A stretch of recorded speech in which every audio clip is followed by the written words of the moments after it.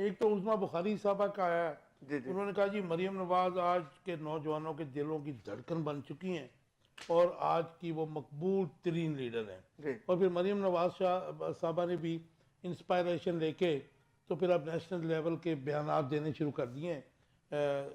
आपने देखा ही है कि तैयब अर्दवान को भी वो रिसीव करने पहुंची थी, बाकी तीनों प्रोविंसेस के चीफ मिनिस्टर नहीं थे वहाँ पे। जी और मेरे ख्याल में ये भी सुबाइयत को हवा देने वाली बात थी। चारों को बुला लेते, आप भी जाती, कोई इतराज़ नहीं था।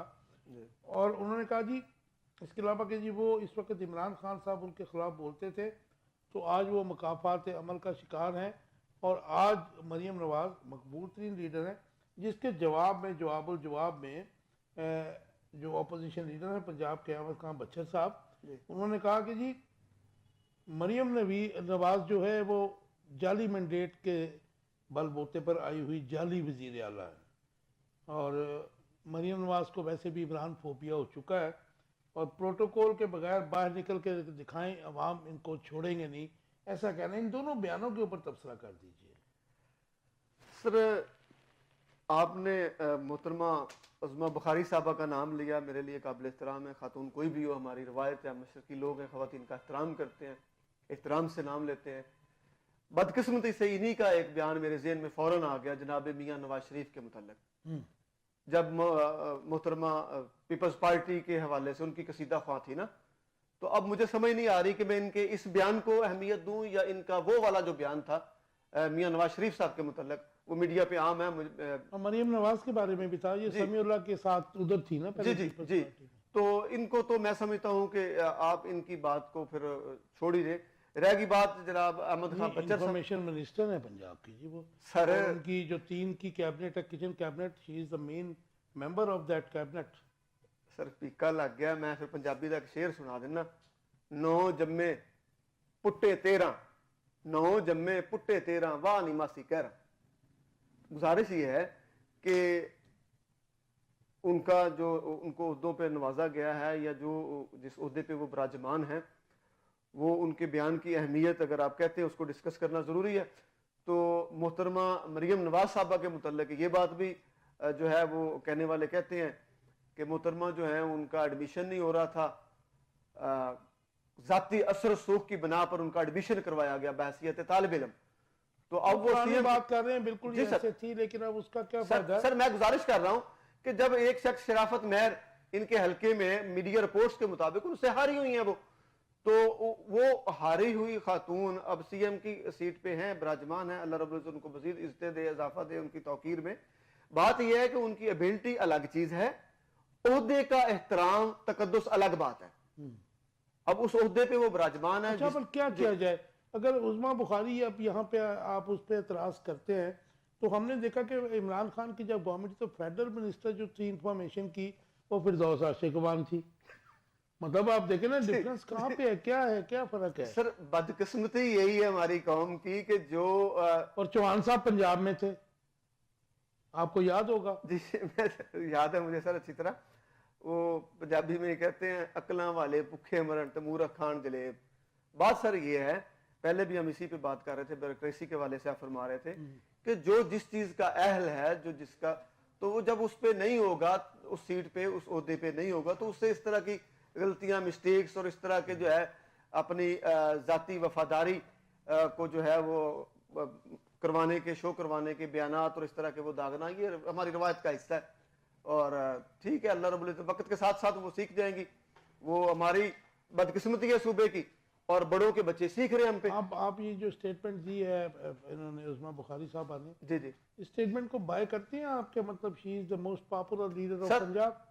सर मैं गुस्ताखों में ना शुमार हो, जो मेरी जान इजाजत नहीं देती।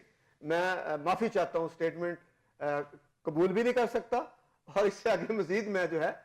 तो बाकी रहेगी बात आप अहमद खान बच्चर साहब वाली कि उनका जो बयान है, तो वो उनकी अपनी एक राय है, वो ठीक कह रहे हैं।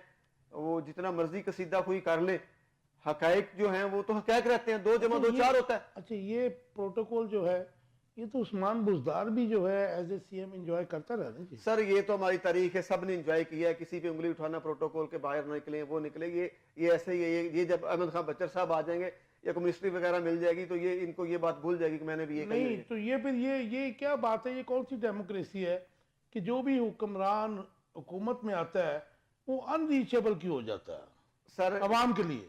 अवाम के अवाम के लिए इसलिए अनरीचेबल हो जाता है कि ये समझे कि अवाम में मिला ही नहीं है।